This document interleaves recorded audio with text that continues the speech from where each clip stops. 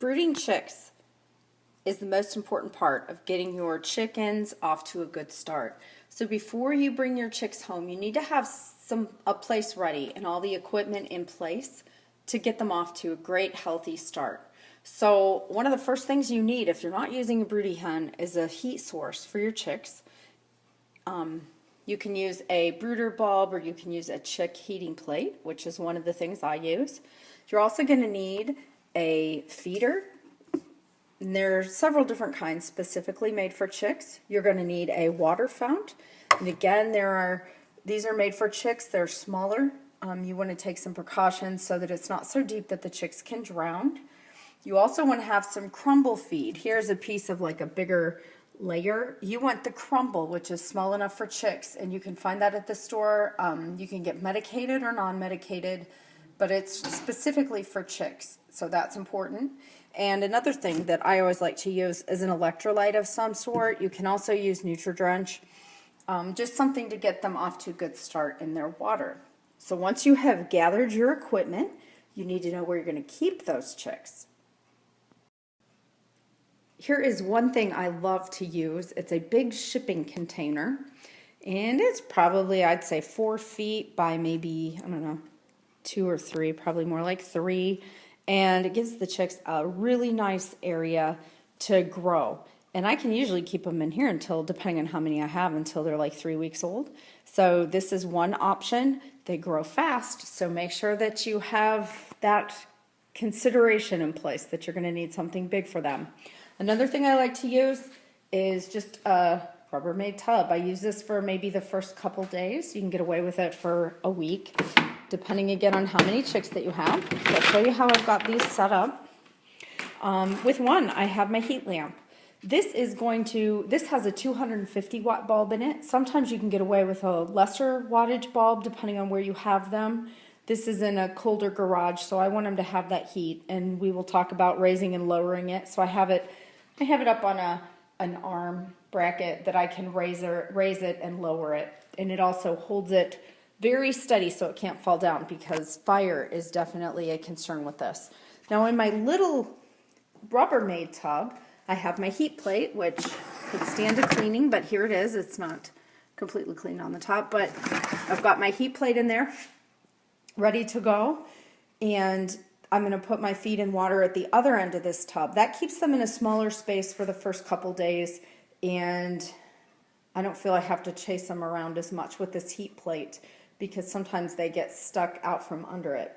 So these are 2 options that you can do as far as brooding, but again, you want to make sure that whatever you're using keeps them out of any kind of draft that will just make them sick and kill them. So both of these have really high sides. You want to make sure they're covered if you have cats or anything around, which I do. So I have lids for both of these.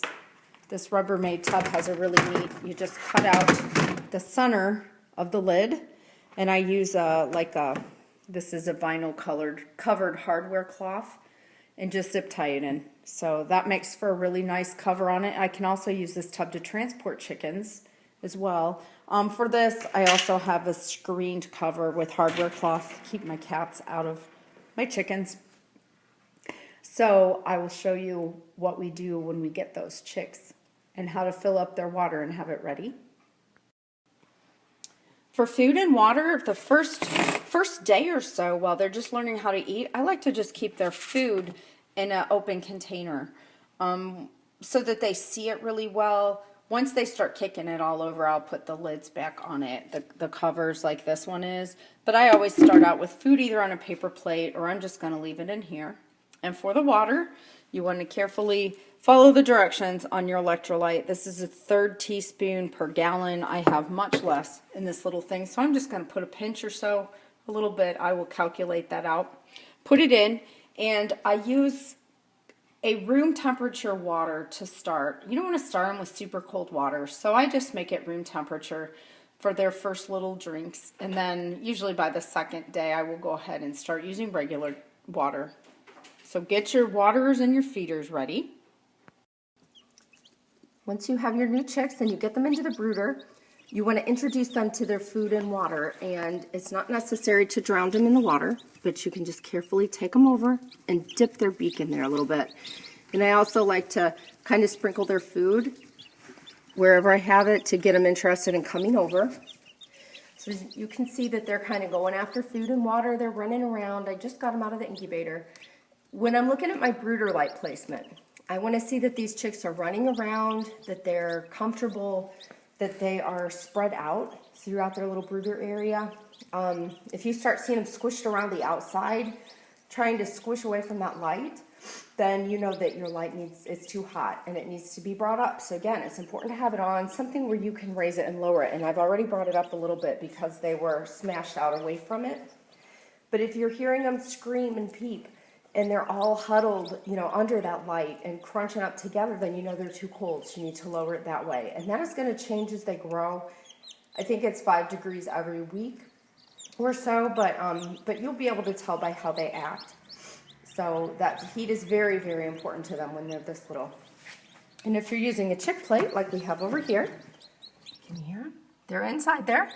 And you're not going to see a lot from these guys, but when they're quiet in there, I know that they're okay. If you're hearing them peeping and screaming, you know that you've got it too high. So you need to make sure you keep adjusting a heat plate. Otherwise, it's going to get way too hot on their backs, or they're not going to be able to fit under it, or it's too high and they won't stay warm.